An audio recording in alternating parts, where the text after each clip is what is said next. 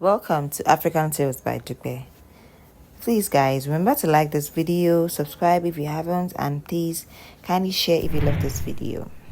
Ifeanyi finally made up his mind on what to do, and he decided on the sacrifice he chose to pay.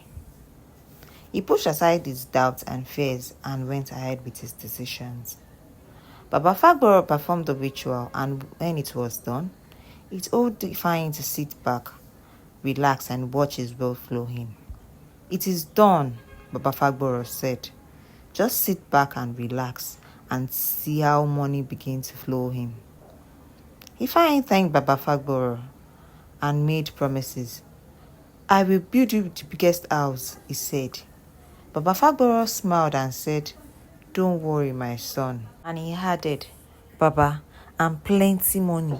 Plenty money. Don't worry, my son. It is free, said Baba Fagboro.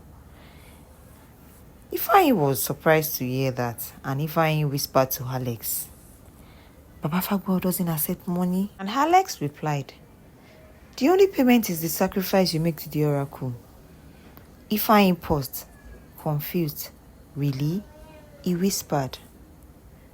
Baba Fagboro chuckled to himself as they left. These young children of nowadays, he muttered. The next few weeks were tough for Ifeanyi. He kept on pestering Alex, telling him he hasn't seen any sign of the promised wealth. I haven't seen anything. Nothing. I haven't seen anything, Ifeanyi said, worried. I haven't seen any money. And Alex told him to calm down. The night after that, Ifeanyi had a very strange dream. He saw a mysterious figure with a familiar face, handing him a pouch of cowrie shells. He woke up sweating and panting.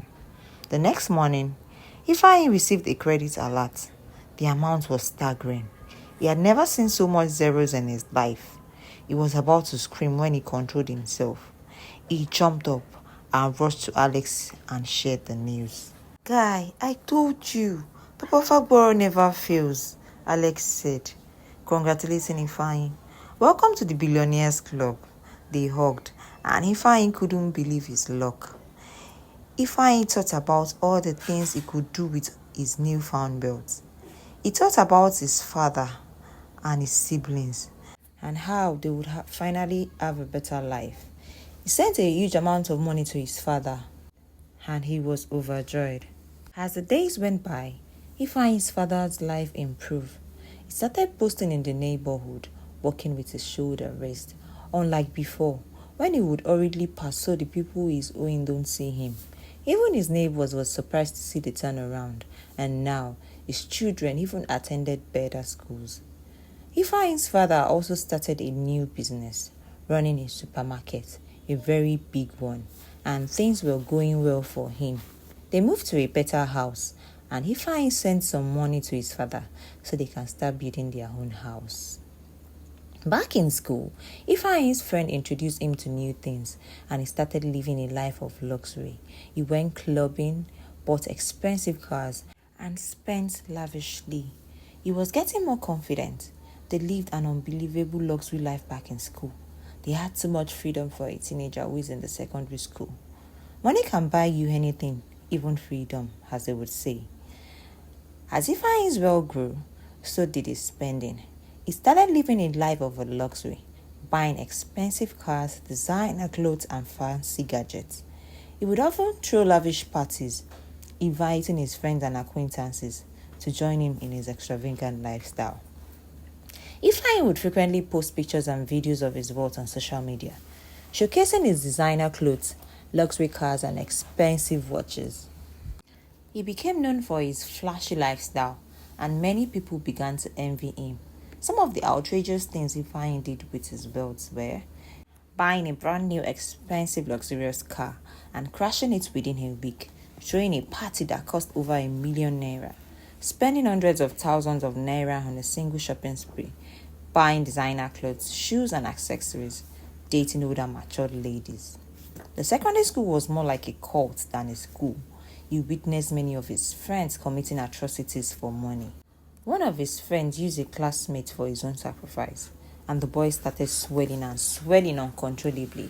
Another friend of his had his feet scraped at his own sacrifice, and he limped, and he was told that that is how he would limp forever. Ifeanyi saw the devastating consequences of their actions, which made him ponder sometimes if it was all worth it. Another thought of how he was dying in poverty before would console him again, that he took the right step. Months later, Ifeanyi's father started having nightmares, scary ones, and after a while, he would lose his mind. It all started like child's play. He would go crazy. It started happening like once a week. It was brief and uncontrollable. The first scenario was on a sunny afternoon when he started acting abnormal. He suddenly jumped on one of his ice cream freezer. He started screaming uncontrollably and speaking gibberish. His workers were shocked and scared. They couldn't move close to him. After a few minutes, he came back to his senses. All the customers ran away because they were too scared. He was confused and embarrassed, wondering what was wrong with him. He went to the hospital. He told the doctor that he needed a full body checkup, that something was wrong with him. They checked him and he was fine. They saw nothing wrong with him. The following week, he pounced on an innocent customer, pinned him down, holding a big stick on his hand and asking the customer to do 50 press-up. The customer did all he could to escape, but he couldn't. The customer busted out crying, and few minutes later, voila, Papa Ifeanyi came back to his senses. The customer panting heavily, he finally escaped. Papa Ifeanyi tried to make it seem like it was nothing, but it was too late. "It's just gymnastic," he said. The customer screamed from afar as he ran for his dear life. He said, "You will never see me in your shop again. Never ever. Don't unalive me with this your gymnastic," he cried. Papa Ifeanyi was so sad. He was so embarrassed. Papa Ifeanyi had to inform his son about his dilemma. Ifeanyi told his father not to worry, that it could be stress. As time went on, the situation went out of hand, that it started happening to him every time, and he couldn't go out anymore. The situation was unpredictable. When the thing starts, he would behave irrationally. The other day, he bit off his youngest son's ears with his teeth unprovoked. The little boy cried for help. Their nanny and other siblings ran for their life. The biting was so serious that his ears became wobbly. He almost lost his ear. The news of Papa Ifeanyi going crazy started to fly around. People start to spread rumors, saying all sorts. Papa Ifeanyi has finally done ritual. Where do you think he got all those money from? If not from ritual. Do you see how his son flaunts money online? What else would he be? Now see, look at him. He's running mad every market day. They giggled as they said. The situation was worsening, and Ifeanyi sought Baba Fagboro's help. He explained the whole situation to Baba Fagboro, and Baba Fagboro said, "What did you think would happen when you made your father the sacrificial lamb? You think it is child's play?" This child knows nothing. Baba Fagboro warned Ifeanyi that he needed to protect his father now at all costs. This is when the real work starts, he said. Now, your priority should be that you should always protect your father every time. He should never leave the house. He should never leave the house at no point in time. He should never run away. Because right now, the spirits involved with his father are tough. Hence, he should be protected. He warned him that his father should never leave the house or escape. Ifeanyi listened to him, and so he hired a caregiver for his father. But his father's condition worsened.